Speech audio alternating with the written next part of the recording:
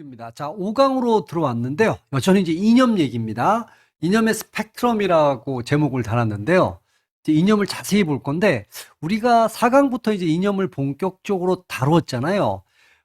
중세 사회를 얘기를 했죠. 중세가 이제 신중심. 제가 4강 얘기할 때 사실은 좀 간략하게 그냥 잘라버렸는데, 그걸 살짝만 더 풀어버리면요. 중세가 신중심이었어요. 그러니까 여기에 이제 힘은 누가 갖고 있었냐면, 교황이 다 갖고 있었죠. 자, 그러다가 이제 중세가 끝나는 무렵에 우리가 이제 르네상스라는 단어를 쓰죠. 이가 뭘로 온 거냐면 인간 중심 세상으로 다시 돌아오고 있다. 이렇게 볼 수 있어요. 그러니까 그 중세 이전에 뭐 그리스, 로마 뭐 이런 것도 기본적으로는 인간 중심이에요. 인간에서 신으로 갔다가 다시 또 인간으로 패러다임이 바뀌죠. 종교도 종교 개혁이 또 일어납니다.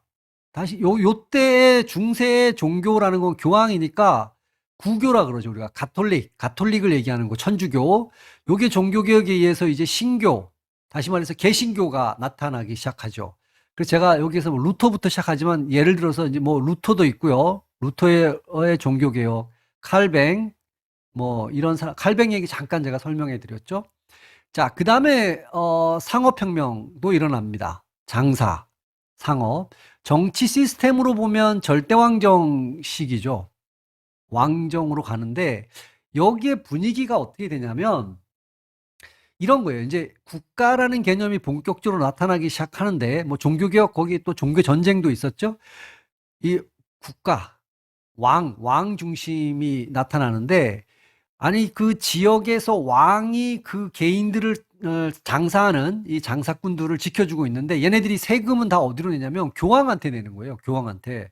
그래서 교황이 사실은 지켜주지 못하지. 뭐 십자군 전쟁 여러분 많이 들어보셨을 거예요. 여기서 이제 이 교황의 권위가 떨어지죠. 구교의 천주교의 권위가 떨어지는데 왕이 꼬드기는 거지. 야, 장사하는 상업하는 사람한테 장사꾼들, 그러니까 부르주아지예요. 얘네가 부르주아입니다. 자본가가 되죠. 그러니까 상업이라는 건 산업혁명, 그러니까 자본주의의 맹아예요. 시작점에 있는 거야. 장사하는 사람이 돈 벌어갖고 공장 만드는 거니까. 그러니까 왕들이 꼬시는 거지. 나한테 세금 내. 그럼 내가 너네 바로 지켜줄게. 그래서 이제 돈이 요로 안 가고 자기 인근에 있는 지역에 있는 왕들한테 간 거예요. 그러니까 국가 개념이 국가가 강해진다는 뜻이에요. 그래서 이 왕이 상인한테 돈 받아갖고 뭐 관료, 그다음에 상비군 이런 거 해갖고 지켜주죠. 그러면서 얘네들을 보호해줘야 돼. 그래서 보호주의가 이제 만연되죠. 그리고 절대왕정의 힘은 점점 강해지는 겁니다. 요 와중에 이렇게 쭉쭉 진행되다가 이제 우리가 애덤 스미스를 부터 이제 들어가는데 이 애덤 스미스의 아이디어는 이런 거예요. 요 사이에 요런 거를 우리가 상업을 중시한다 그래서 중상주의라고 얘기를 해요. 이건 보호주의죠. 보호주의. 국가가 보호해 주는 거야, 철저히. 근데 그 사이에 중농주의가 있어요. 농업을 중시한다. 근데 농업이라는 걸 잘 생각해 보세요. 농부가 제일 잘 알아. 누가 간섭하면 안 돼. 그 땅과 뭘 심어야 잘 되는지는 농부가 제일 잘 알아. 가만히 냅둬야 되는 거예요. 이걸 이제 아담 스미스가 보고 영국에서도 국가가 개입하지 말아라. 자유방임. 그러니까 시장에 맡겨라 이런 얘기야. 최소 국가. 그래야 잘 된다. 그러니까 시장 보이지 않는 손에 의해서 시장에 맡겨두면 너도 잘 되고 나도 잘 된다. 그러면서 자본주의가 이제 제대로 나오기 시작하는 거. 자본주의적 시장. 여기에 대해서 반대하는 게 이걸 고전적 자유주의라 그런다고 그랬잖아요. 사회주의. 자본주의에 또 반대하는 게 이런 시장을 반대하는 게 사회주의가 나왔다. 그게 이제 여러분이 이렇게 보신 거죠. 그걸 이제 처음에 이념의 스펙트럼을 통해서 통틀어서 어떻게 구분할 수 있냐. 초기 대두된 모습에 이어서 그걸 볼 거고, 그걸 제가 다시 한번 한눈에 볼 수 있도록 다시 한번 정리했습니다. 큰 틀에서. 그래서 이념의 구조를 볼 거고요. 그 중에서도 이제 요즘 핫 이슈. 그러니까 애덤 스미스가 고전적 자유주의라면 요즘 나오는 게 신자유주의잖아요. 그 대표적인 세력과 정책, 세력화시켜서 정책한 게 영국의 대처 수상, 대처리즘, 미국의 레이건 대통령이 추구한 레이거노믹스. 요게 이제 신자유주의를 대표하는 이념이죠. 그리고 요기의 특징에 대해서 이제 한번 보고 또 이제 강의를 이어가다 보면 다른 이념들에 대해서도 또 살펴볼 겁니다. 자, 구조는 이렇게 돼 있습니다. 한번 출발해 보죠. 자, 이제 한눈에 모으면 요 그림으로 들어옵니다. 네 가지 파트로 집어넣을 수가 있다라는 거예요. 그러면 여기가 좌파고 이쪽이 우파니까 맨 왼쪽에 있는 게 사회주의예요. 자, 맨 오른쪽에 있는 게 신자유주의. 그러니까 요즘에 이제 고전적 자유주의 라인이에요, 이게. 그러니까 자유주의란 얘기입니다. 극단 쪽으로 양쪽에 있죠. 그 사이에 제가 색깔을 일부러 칠했는데 요 2번과 3번은 약간의 애매합니다. 애매한데 요 우파 쪽, 즉 신자유 쪽에 가까이 있는 걸 사회민주주의 우파라고 해요. 우리가 사회민주주의는 이미 배웠어요. 여기는 시장과 국가를 다 인정하는 거죠. 그러니까 자본주의를 긍정한다는 얘기예요. 근데 이 좌파, 사회주의 쪽에 더 가까이 가 있는 게 2번인데 이건 사회민주주의 좌파라 그래요. 그러니까 여전히 여기도 시장과 국가가 있는 거고 여기도 시장과 국가가 있는 거예요. 두 가지 다. 물론 여기도 있어요. 있는데 국가의 힘은 굉장히 약한 거죠. 최소 국가니까 신자유주의도 당연히 국가가 있습니다. 근데 둘을 가르는 핵심이 뭐냐면 자본주의를 부정해요. 얘는 부정하고 좌파는 이 궁극적으로는 이 시장을 무너뜨리고 국가 중심으로 국가 쪽, 다시 말해서 사회주의로 가야 된다라는 게 기본 입장이에요. 얘네는 자본주의를 긍정한다는 얘기예요. 자, 이게 이제 이걸 반복해서 여러분이 이제 확 집어넣으셔야 돼. 첫 번째부터 가볼게요. 자본주의를 인정하세요, 안 하세요? 이거에 따라서 1, 2번과 3, 4번으로 구분된다는 거야. 1, 2번은 자본주의 부정. 1, 2번은 자본주의를 부정하는 겁니다. 둘 다 보면 자본주의 부정, 자본주의 부정. 근데 3, 4번은 둘 다 공통점 뭐냐면 자본주의 긍정, 자본주의 긍정이에요. 그러니까 1, 2번은 자본주의를 불인정하고 인정하지 않고 이를 넘어서는 새로운 대안을 만들고자 한다. 그게 뭐 궁극적으로 보면 사회주의겠죠. 요 3, 4번은 자본주의를 인정한다. 먼저 요거부터 연습하셔야 돼요. 이제 그럼 우리가 남은 거는 이거죠. 요 1, 2번은 공통점이 자본주의를 인정하지 않는다라는 건데 그러면 차이점은 뭡니까? 요거예요. 미리 말씀드리고 갈게요. 요 1, 2번의 차이점 봐보세요. 2번부터 보면 자본주의를 인정을 하는데 현실적으로 점진적으로 바꾸자라는 거야. 하나 바꾸자라는 거예요. 근데 요 1번은 자본주의를 혁명적으로 바꾸자라는 거야. 확 뒤집어 엎자라는 거예요. 마르크스의 혁명이죠. 사유재산제 한꺼번에 없애갖고. 근데 요 사회민주주의 좌파는 자본주의를 근본적으로 부정하는데 현실적으로 자본주의에 있으니까 요 자본주의를 야금야금 바꿔서 사회주의로 갑시다. 요 차이예요. 그걸 보시면 요거예요. 자, 그럼 요 1, 2번만 지금 설명하는 겁니다. 요 1번 이념과 2번 이념, 공통점은 자본주의를 부정한다. 그러면 차이점이 뭐냐라는 거예요. 1번은 요거죠. 1번은 사회주의는 폭력적 혁명을 통해서 전복시킨다. 그래서 계급 없는 생산수단의 공적 소유를 추구하는 사회. 이게 사회주의 공산주의죠. 여러분이 이미 이제 이거를 만나셨죠? 우리가 마르크스 얘기할 때.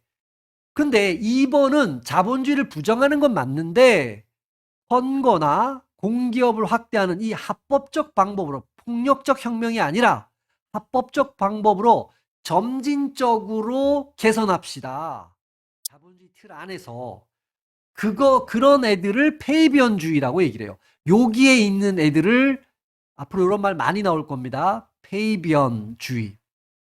이렇게 얘기를 하는데 사회복지에서는 결과적으로는 이 페이비언주의는 힘을 못 쓰죠. 왜냐하면 자본주의를 부정하니까. 그래서 현실적으로 페이비언주의의 그 의도가 드러나는 거는 요 사회민주주의 요쪽을 통해서 드러납니다. 이걸 제가 페이비언주의가 나왔기 때문에 여러분한테 다시 한번 페이비언주의를 간략하게 설명을 해드릴게요. 이거는 이제 영국에서 페이비언 소사이어티라는 거에 설립이 된 이게 협회라고 번역될 수 있죠. 이 페이비언 용어 자체가 여기에 있는데요. 로마 시대 때 장군 파비우스의 이름에서 유래하는 겁니다. 근데 이 로마 시대의 장군은 우리나라 이순신 장군하고 비슷해요. 뭐 선조가 나가 싸워 이래도 아직은 때가 아니다고 안 나가 싸우잖아요. 그러니까 이 파비우스도 때를 기다리면서 장기적 노력을 통해서 한 거예요. 그러니까 혁명을 통해 한 방에 달성하기보다는 꾸준히 기다리면서 준비하면서 야금야금 해갖고 성취를 이뤄낸 장군이에요. 전쟁에서 얘기할 때. 그래서 이러한 뜻을 살리기 위해서 이 이름을 따서 쓴 거죠. 페이비언 소사이어티라고 이름 붙인 겁니다. 점진적 사회주의요. 야금야금 자본주의에서 사회주의로 가자. 이런 얘기입니다. 그러나 당연히 얘네들은 자본주의를 부정하잖아요. 부정하니까 이제 자본주의를 버리려고 한다는 거예요. 그러니까 부부가 있는데 야, 우리 오늘 당장 갈라서 대판 싸우고 막 그러면 사회주의 이거죠. 같이 현실적으로 살고 있어.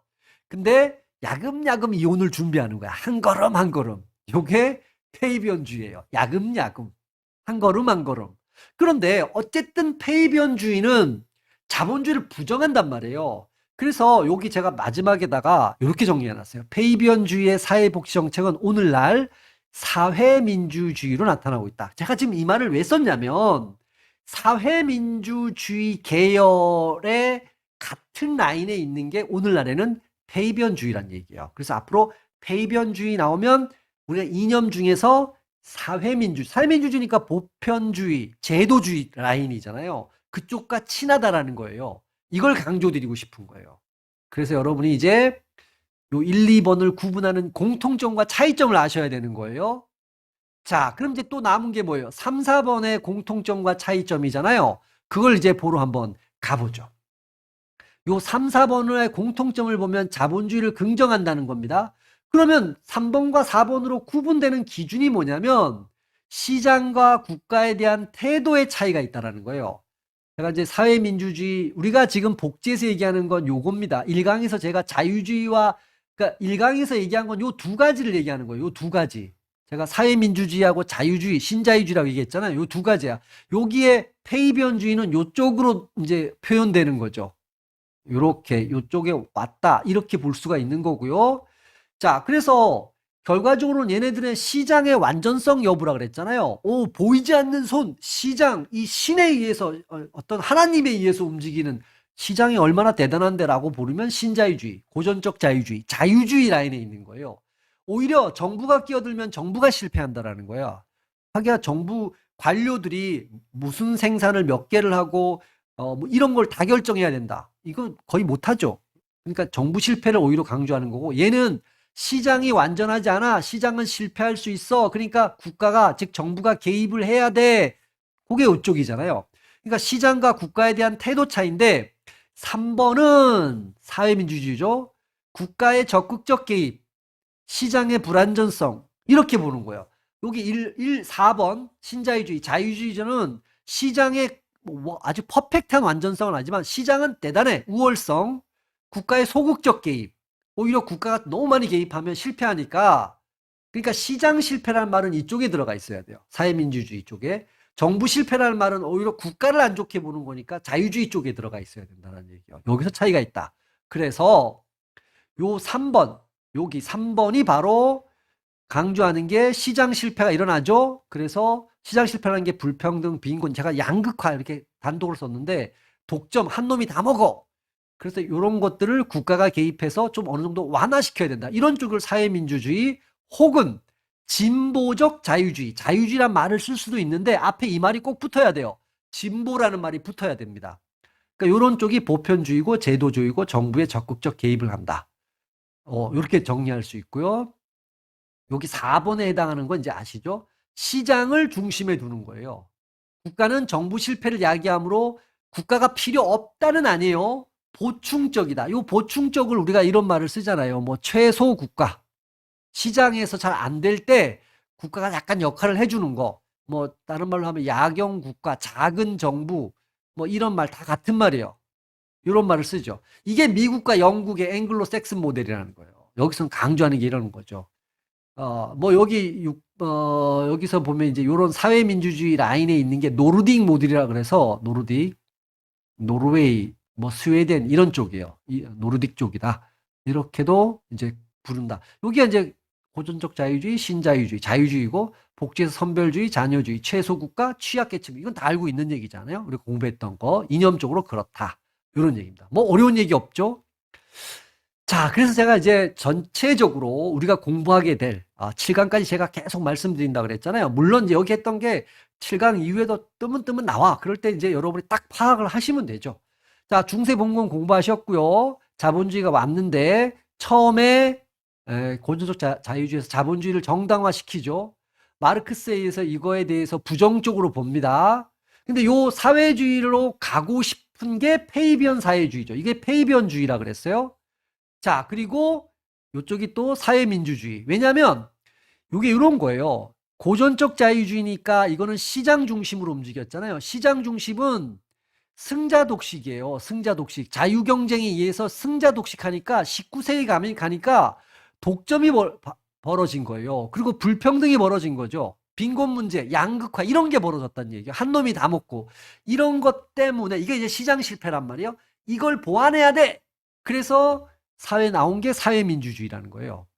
그리고 이 사회민주주의가 또 시간이 지나면서 이제 국가가 적극적으로 개입하는 국가죠.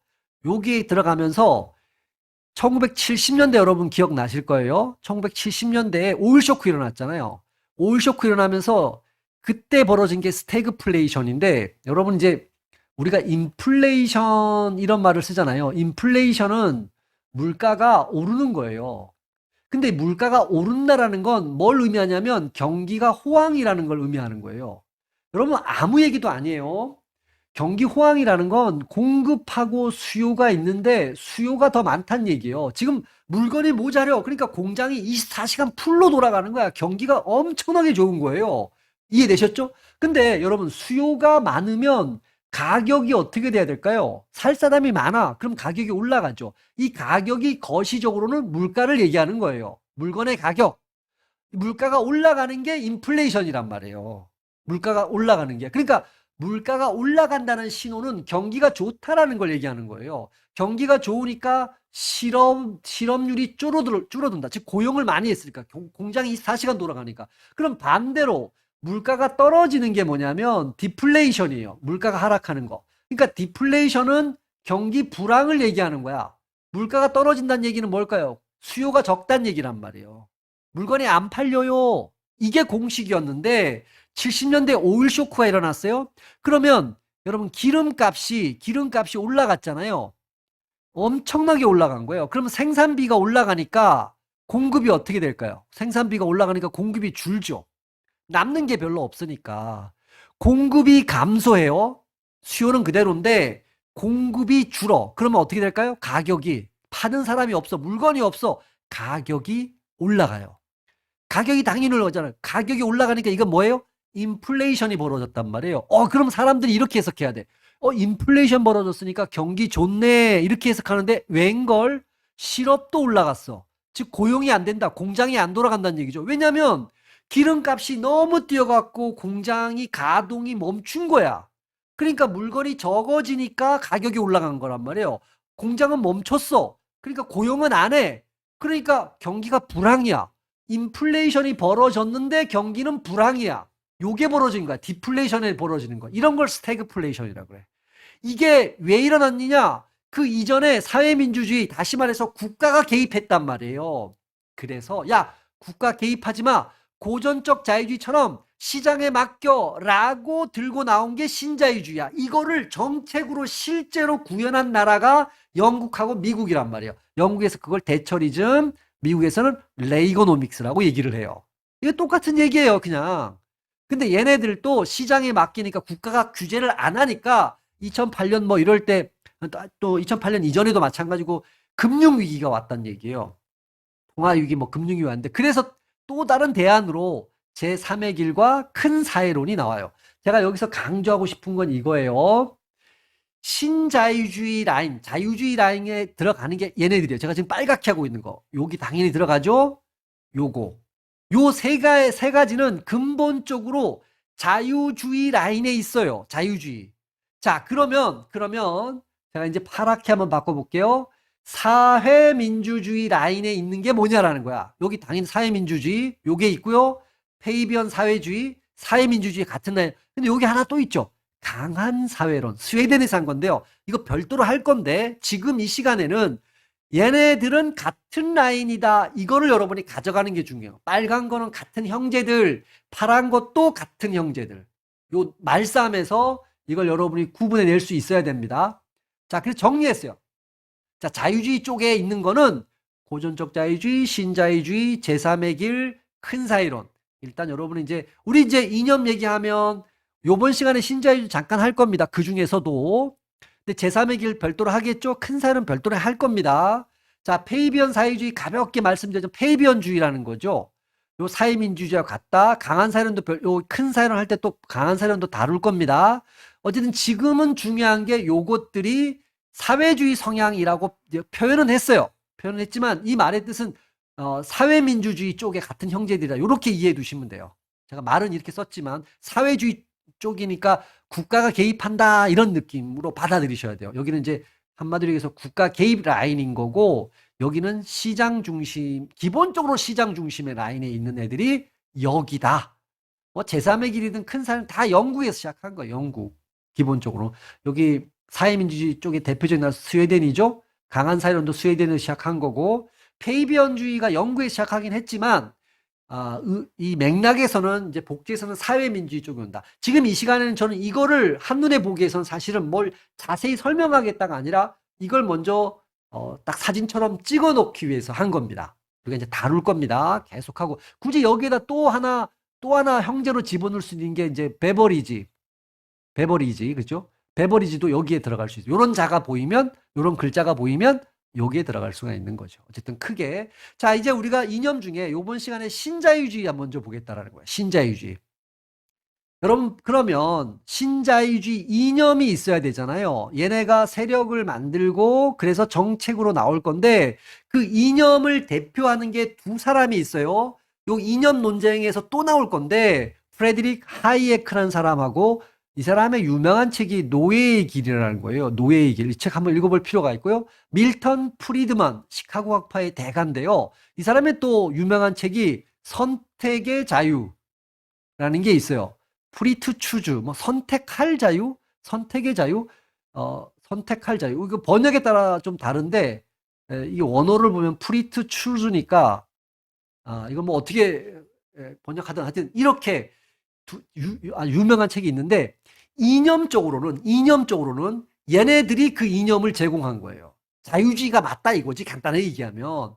그런데 이 이념을 받아서 세력으로 간 대표적인 나라가 영국하고 미국이야. 세력으로 갔으니까 그 이념을 현실로 구현해내겠죠. 그게 신자유주의 정책인데 정책까지 만들어요. 그걸 대처리즘이라고 얘기해요. 영국에서는. 미국에서는 레이거노믹스라 그래요. 얘네가 정권을 잡았다는 뜻이에요. 그러니까 당연히 신자유주의 이념을 정책으로 구현했겠죠.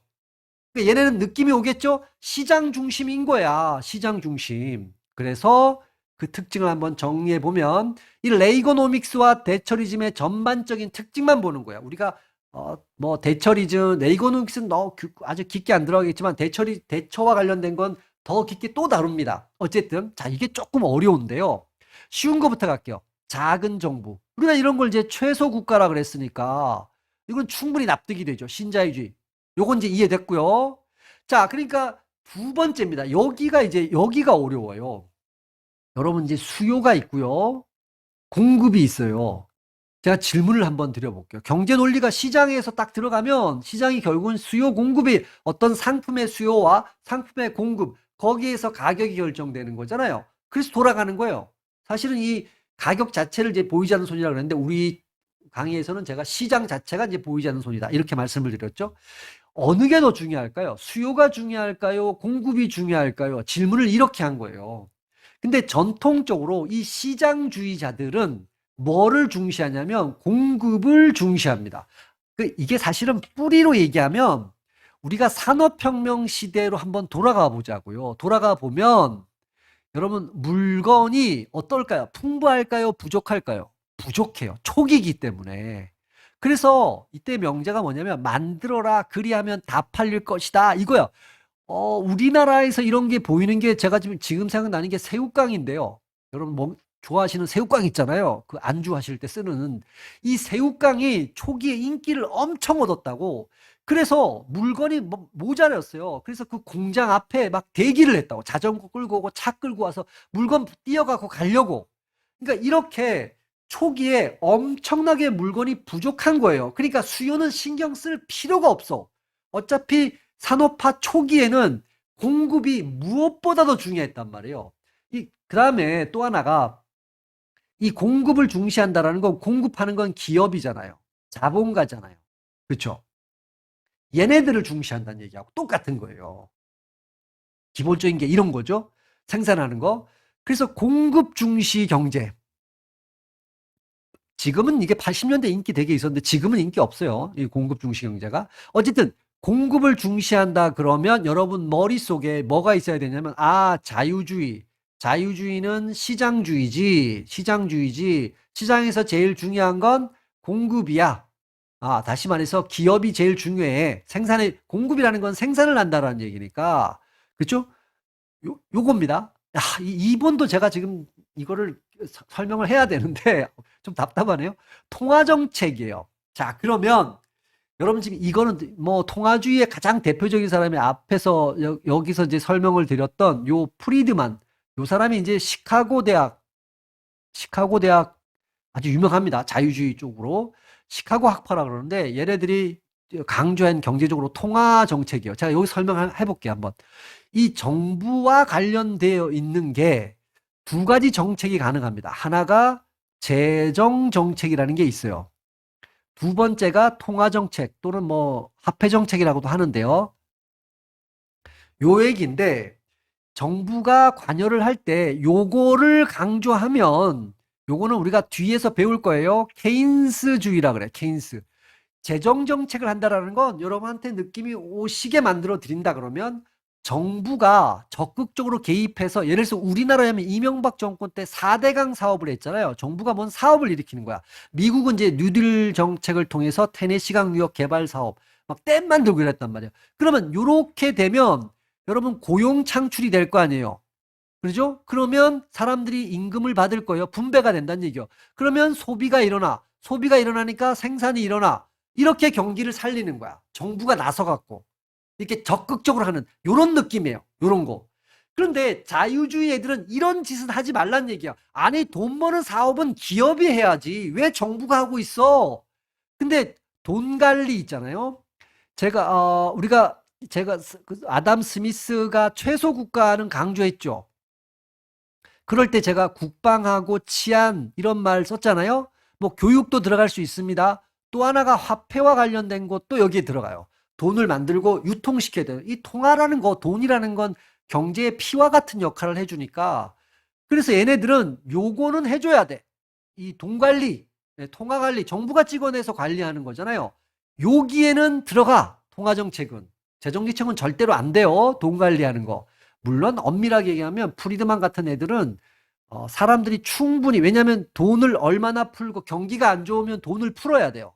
돈을 많이 풀어주면 돈 가격인 이자율이 떨어지죠. 이자율이 떨어져 갖고 이자율이 떨어지게 되면 이제 뭐 사람들이 돈을 많이 빌려 갖고 사업을 또 하고 경기가 좋아지겠죠. 지금은 경제 시간이 아니니까 제가 그 얘기는 안 하고요.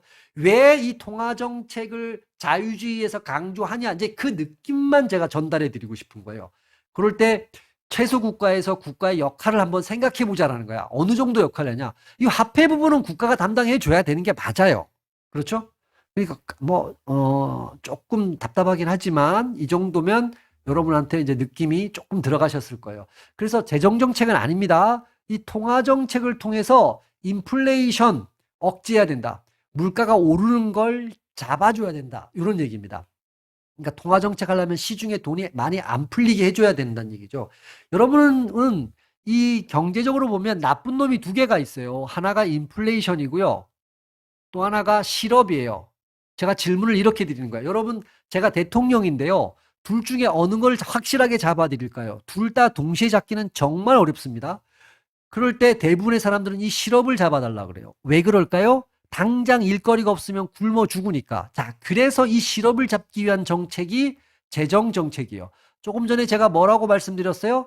4대강 사업하는 겁니다. 그러니까 정부가 강을 만드는 거야. 그러면 고용이 창출되잖아요. 그러면 이 실업 문제가 해결되는 거예요. 그러면 박수를 막 받아. 그런데 4대강 사업할 때 정부가 돈이 없잖아요. 그러니까 한국은행에서 돈 찍어내 갖고 가지고 오는 거예요. 뭐 빌려오는 거죠. 그러니까 시중에 또 돈이 풀려. 인플레이션 일어납니다. 그러면. 근데 한국은행은 여러분 인플레이션이 또 왜 나쁜지 설명해 볼까요? 인플레이션이 일어나면 미래가 없어요. 인플레이션 심하게 일어나잖아요. 그럼 잘 생각해 보세요. 내가 쌀 한 가마가 이번에 50만 원이었는데 하룻밤 자고 나면 200만 원이 돼. 여러분, 그러면 오늘 있는 돈을 다 동원해서 쌀을 사면 내일을 위한 저축을 하면 안 돼요. 내일이 없어요. 내일 물가가 올라가니까 오늘 번 건 오늘 사버리는 게 제일 싼 거야. 저축이 없어. 미래가 없다라는 거예요. 이 경제는 암울합니다. 아주 끔찍하죠. 그러나 우리 국민 개개인은 실업이 당장 중요해. 그래서 정치권에서는 무조건 실업을 잡으려고 하는 거야. 그러니까 재정정책, 정부가 돈을 엄청 푸는 짓을 해요. 너무 쉬운 짓이죠. 어쨌든 얘는 제가 지금 이렇게 너무 길게 갈 필요는 없고요. 어쨌든 이 신자유주의 쪽은 공급을 중시하고요. 통화 정책을 통해서 인플레이션을 잡고 싶어 하는 거다. 자, 어쨌든 여기 또 하나가 국가의 개입을 작은 정부로 가잖아요. 그러니까 재정 지출을 삭감하라. 요거 재정 정책 하지 말란 얘기예요. 요거 하지 말란 얘기입니다. 공기업 민영화라. 여러분, 공기업을 운영하려면 정부가 돈 써야 되잖아요. 요거 하지 말란 얘기예요. 요거 하지 말란 얘기야. 민영화, 민간인한테 놔둬라. 규제 완화해라. 각종 규제, 공급 중시예요. 공급 중시. 기업이 하도록 냅둬. 노동시장 유연화. 노동시장에서 아무나 기업가가 자르고 싶을 때 말이 좋아 유연하지 마음대로 자를 수 있게 하라는 얘기예요. 법적으로 무슨 사유가 있을 때만 되게 자르기 어렵거든요. 근데 노동시장을 유연화하라는 얘기는 쉽게 자를 수, 그래서 비정규직 많이 커진단 말이에요. 이것도 어떤 의미에서 보면 공급 중시예요. 기업가 중심과 연결되는 얘기입니다. 얘네들 분위기 나오죠. 전체적으로. 그러니까 규제는 하지 마. 규제하는 게 정부란 말이에요. 정부가 하지 마. 작은 정부. 노동시장에도 이러라 저러라 하지 마. 기업이 알아서 하긴 냅둬. 자르려면 자를 수 있게. 너네 돈 쓰지 마. 4대 강사 따위 하지 마. 공기업 운영하지 마. 정부가 다 빠지는 거야. 작은 정부예요. 이거 분위기를 오기 위해서 제가 좀 길게 얘기했습니다. 근데 얘네 한계가 뭐냐면 정부가 빠지라는 거잖아요. 시장에 맡겨두라는 거야. 약육강식. 그래서 어쨌든 정부가 통화 정책을 해서 인플레이션 어느 정도 잡았어요. 이건 맞아. 어느 정도 완벽하게 성공하는 건 아니야. 그런데 문제는 뭐냐면 양극화, 불평등, 실업 증가. 왜냐하면 실업을 노동시장을 유연화시키라 그랬잖아요. 막 자르란 얘기거든. 막 자르란 얘기예요. 아무 규제도 안 해. 그러니까 실업, 재정정책도 안 해. 실업 증가하고 그리고 양극화 더 심화되고 불평등이 더 심화됐다라는 거예요. 특히 이 미국의 레이거노믹스는요. 결국은 작은 정부로 가란 얘기야. 그럼 돈 쓰지 말란 얘기잖아요. 근데 얘네가 모순이 일어났어. 뭐가? 국방비, 이거 소련하고 이제 대립해서 미국의 SDI라 그래서 전략 방위 구상, 우주 방위, 방위군 이런 거와 관련되는 건데요. 국방비는 오히려 증가해. 그러니까 레이거노믹스 자체가 작은 정부로 가야 돼요. 돈 안 쓰는 정부로 가야 되는데 국방비는 엄청나게 늘어나. 오히려 복지비 이런 건 줄어들지만, 그러니까 모순이죠. 일견 모순을 보이기도 했어요. 이런 한계점이 있다. 이렇게 정리해 볼 수 있습니다. 자.